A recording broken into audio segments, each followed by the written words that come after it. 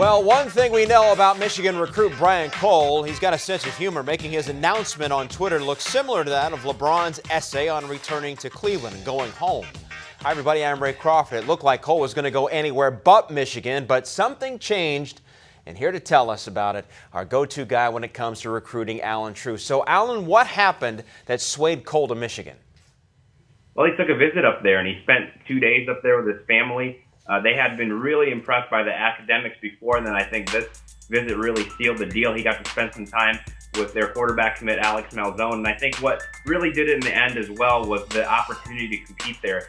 Michigan really needed a wide receiver in this class. There's a chance Devin Funchess will have a big year and go pro, and there would be an immediate opportunity to compete. So I think all of those chances, plus a big visit weekend, led to Cole committing, and the weekend may produce some other fruit for the Wolverines. Marcus Lewis, a cornerback who was there as well, decommitted from Florida and named Michigan as #1. So some good things happening on the recruiting trail for Brady Hope. There's a little time before fall camp when coaches can kind of relax, go on vacation. North Carolina coach Larry Fedora taking a break on the beach with family. 51-year-old clearly has been spending a little time in the gym, but he did lose a recruit, then gained another. What was the end result, Allen? Well, they lost Ronnie Harrison, a 4-star safety to Alabama. He flipped over to the Crimson Tide. So a little bit of a blow there, but then they came right back and picked up Tyson Williams, a running back who had offers from around the country. They were battling South Carolina, Clemson, Georgia for that kid. And just like Cole, the chance to compete early, get some carries right away was a big thing for him. He's going to come in physically ready. He's 5'11", 200 pounds, tough physical back, and maybe he'll get a chance to lift a little with Coach Fedora. Rich Rodriguez had a verbal commitment from 2016 5-star quarterback Shea Patterson, but he has reopened his recruiting. Why? Well, for one, his brother took a job at LSU, and the Tigers offered him recently. So I think that convinced him that maybe he needed to take a look at some other schools. He was interested in taking some visits.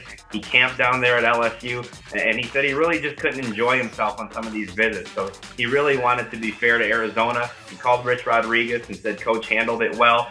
The Wildcats are going to continue to recruit him, but it's going to be a tough battle. I think everybody has him pegged to LSU, obviously, but his recruitment is completely open. He says he's going to give everybody a fair shake. Allen, I'm wondering, for the most part, we see the same programs in the top 25 recruiting rankings. How does a program crack that list and really compete with the big boys of college football? Yeah, I think you have to have a few things, and TCU is a good model of a school who was pretty much perennially outside the top 25 up until a few years ago, and now they've been in the last couple of top 25 to end the year. I think they went ahead and went out and won a Rose Bowl, got into a BCS bowl game. They joined a big conference, and of course it doesn't hurt that they have a great talent base down there in Texas. So you have to have some talent in your backyard, but you also have some tools. You have to have some tools to recruit them with, and the Horned Frogs have showed that you can do that, and you can build the program up by doing some extraordinary things and getting to a BCS bowl game. All right, Allen, great stuff as always. Thanks very much. All right, thank you, Ray. The famed Ole Miss recruiting class of 2013 has aged a year. Are they ready to make the leap? Check out the video on CampusInsiders.com.